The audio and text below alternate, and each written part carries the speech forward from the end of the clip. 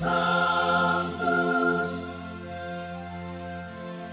Sanctus, Sanctus Dominus Deus Sabaoth.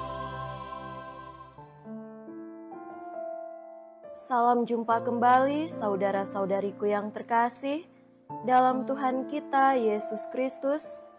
Salam sejahtera untuk kita semua.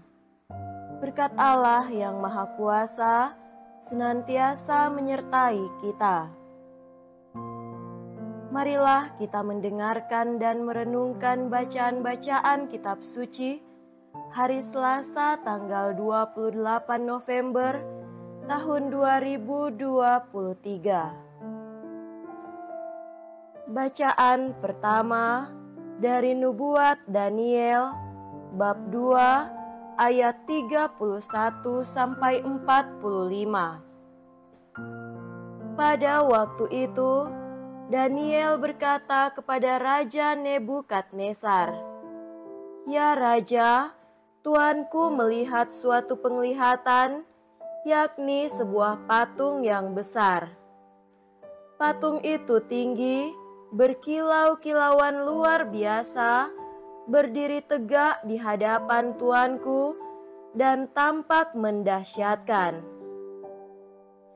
Adapun patung itu kepalanya dari emas tua, dada dan lengannya dari perak, perut dan pinggangnya dari tembaga, pahanya dari besi, sedang kaki serta jari-jarinya sebagian dari besi dan sebagian dari tanah liat.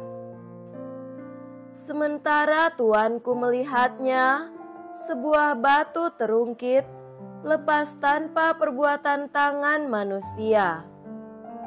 Batu itu menimpa patung itu, tepat pada kakinya yang dari besi dan tanah liat itu, sehingga remuk. Maka sekaligus diremukan juga besi, tanah liat, tembaga, perak dan emas itu. Semuanya menjadi seperti sekam yang dihembus angin di tempat pengirikan pada musim panas, sehingga tidak ada bekas-bekasnya lagi. Tetapi batu yang menimpa patung itu menjadi gunung besar yang memenuhi seluruh bumi. Itulah mimpi Tuanku.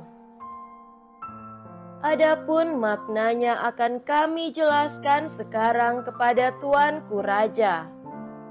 Ya, Tuanku Raja, Raja segala raja. Kepada Tuanku Allah semesta langit telah memberikan kerajaan, kekuasaan, kekuatan dan kemuliaan. Ke dalam tangan Tuanku telah diserahkannya semua manusia, dimanapun mereka berada, juga binatang-binatang di padang dan burung-burung di udara. Tuanku telah diberinya kuasa atas semuanya itu. Maka Tuankulah kepala yang dari emas itu. Tetapi sesudah Tuanku akan muncul suatu kerajaan lain yang kurang besar dari kerajaan Tuanku. Kemudian suatu kerajaan lagi, yakni yang ketiga, dari tembaga yang akan berkuasa atas seluruh bumi. Sesudah itu akan ada kerajaan yang keempat, yang keras seperti besi, tepat seperti besi yang meremukkan dan menghancurkan segala sesuatu. Seperti besi yang menghancur luluhkan, maka kerajaan itu akan meremukkan dan menghancur luluhkan semuanya. Dan seperti Tuanku lihat, kaki dan jari-jarinya sebagian dari tanah liat tukang periuk, dan sebagian lagi dari besi, itu berarti bahwa kerajaan itu terbagi. Memang kerajaan itu juga keras seperti besi, sesuai dengan tuanku lihat, besi bercampur tanah liat.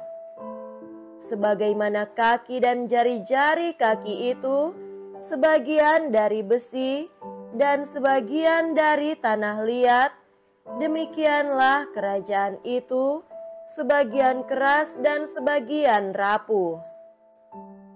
Seperti tuanku lihat, besi bercampur dengan tanah liat, itu berarti mereka akan bercampur karena perkawinan, tetapi tidak akan merupakan satu kesatuan, seperti besi tidak dapat bercampur dengan tanah liat.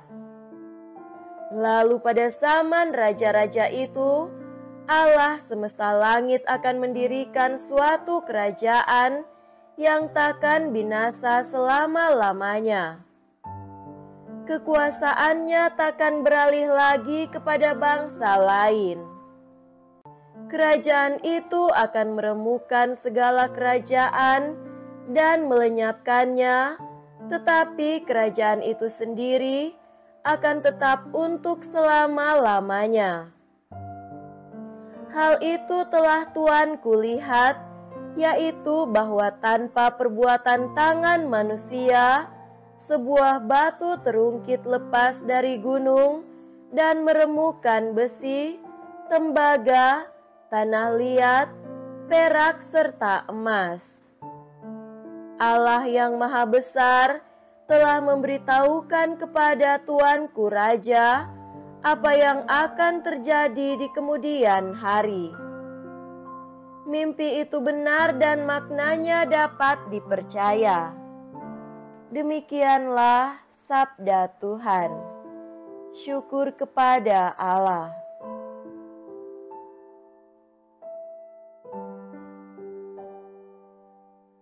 Semoga Tuhan beserta kita sekarang dan selama-lamanya. Inilah Injil suci menurut Lukas. Dimuliakanlah Tuhan. Injil Lukas bab 21 ayat 5 sampai 11. Ketika itu beberapa orang berbicara tentang bait Allah dan mengagumi bangunan yang dihiasi dengan batu indah dan berbagai macam barang persembahan. Tetapi Yesus berkata kepada mereka, akan tiba harinya, segala yang kalian lihat di situ diruntuhkan, dan tidak akan ada satu batu pun dibiarkan terletak di atas batu yang lain. Lalu murid-murid bertanya, Guru, bila manakah hal itu akan terjadi? Dan apakah tandanya kalau itu akan terjadi? Jawab Yesus, waspadalah, jangan sampai kalian disesatkan. Sebab banyak orang akan datang dengan memakai namaku dan berkata, Akulah dia, dan saatnya sudah dekat. Janganlah kalian mengikuti mereka. Dan bila kalian mendengar kabar tentang perang dan pemberontakan, janganlah kalian terkejut. Sebab semuanya itu harus terjadi dahulu, tetapi itu tidak berarti kesudahannya akan datang segera. Kemudian Yesus berkata kepada mereka, bangsa akan bangkit melawan bangsa, dan kerajaan melawan kerajaan. Akan terjadi gempa bumi yang dahsyat, dan di berbagai tempat akan ada penyakit sampar dan kelaparan. Dan akan terjadi juga hal-hal yang mengejutkan dan tanda-tanda yang dahsyat dari langit. Demikianlah sabda Tuhan. Terpujilah Kristus.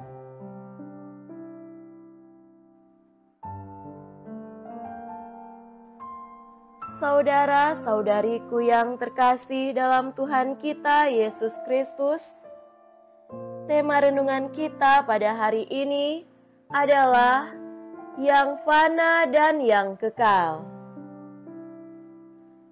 Alam semesta yang terhampar dengan segala keunikan dan keindahannya memang dapat menggelembungkan sekaligus rasa gentar dan kagum pada diri manusia. Pada hilirnya, kekaguman akan hamparan fisik lahiriah itu dapat menuntun manusia pada pengakuan akan keagungan Sang Pencipta alam semesta. Sikap sebaliknya akan terjadi ketika manusia mengagumi karya buatan tangannya sendiri. Kecenderungan menyombongkan diri dengan segala kreasi dan pencapaiannya dapat menjurus pada sikap mengagung-agungkan diri sendiri dan bermuara pada sikap menyisihkan Tuhan.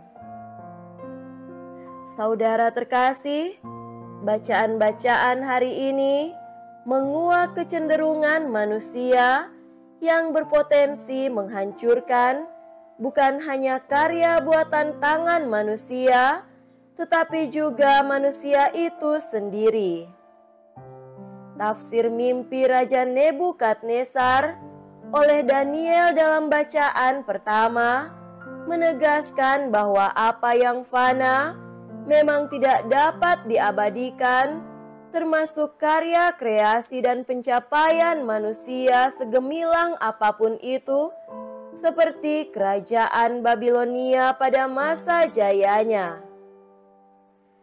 Nubuat Yesus tentang kehancuran bait Allah yang begitu dikagumi dan diagung-agungkan pada masanya dalam Injil menggarisbawahi daya nalar jernih yang memahami batas antara yang fana dan yang abadi.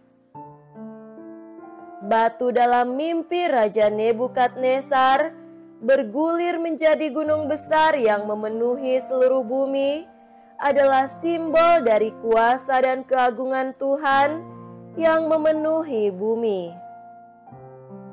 Ia bergulir melampaui semua yang fana dan sementara. Sebaliknya, batu-batu dari bait Allah akan menghilang tanpa tersisa bersama redupnya kuasa dan kehebatan manusia. Batu-batu itu memang seharusnya menghilang karena kuasa yang hebat dan agung sementara memenuhi dunia dengan kuasa cinta yang menebus dan menyelamatkan dalam diri Tuhan Yesus Kristus. Saudara-saudariku yang terkasih, kehadiran Yesus memenuhi hasrat hati manusia akan keabadian yang telah sering dipaksakan dalam berbagai momen dan monumen, tetapi bermuara pada kegagalan. Yesus mengajar kita bahwa kekekalan itu ada dalam diri manusia, bukan hanya sebagai suatu destinasi sesudah hidup dunia. Ia adalah juga suatu proses yang dimulai di dunia.